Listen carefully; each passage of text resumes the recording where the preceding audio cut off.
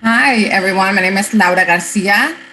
I am a community organizer and I currently work for a local school district.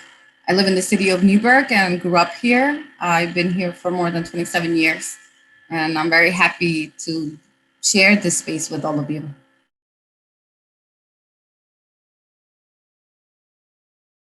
I don't think I would tell myself to do anything different. I would just encourage myself to ask more questions. I think we, as Latinas, we are taught to never question anything. And if I knew at a younger age to just ask questions because you didn't understand something or you didn't know a process of something, then I think that would have helped me a little bit more to be less shy and less quiet. It also became something very important as I grew up and wanted to go to college, and I didn't know how to, but because of my status at that time, my immigration status, I just felt that I couldn't ask any of those particular questions. So I think I would tell myself, ask more questions and don't doubt yourself.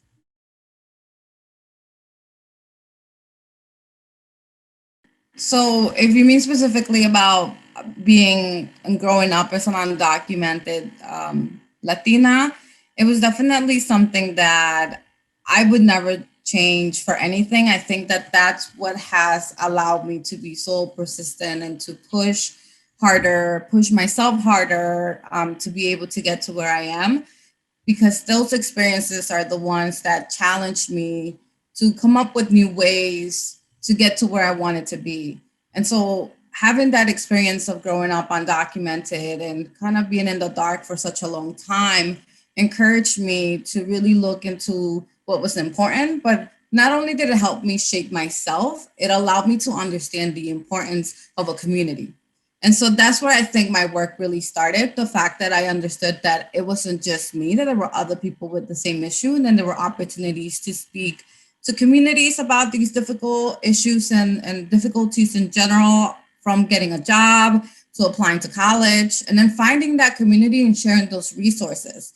If I wouldn't have those challenges, I would have never been able to speak up for myself and speak up for my community. So that really helped me to understand, you know what, I do have a voice. I can also help my community because I'm the one that is breaking these barriers and I'm getting information. I should be sharing it too. So it only made sense that at some point, one of my first real jobs when I was able to have a social security number was to work in the non for profit world, right? And that's where I really was able to share all of these resources and to tell people, actually, your status doesn't matter. This is what you have access to. And I think that that's really been my life's journey, and something that I accept and that I absolutely would never change because it's made me who I am.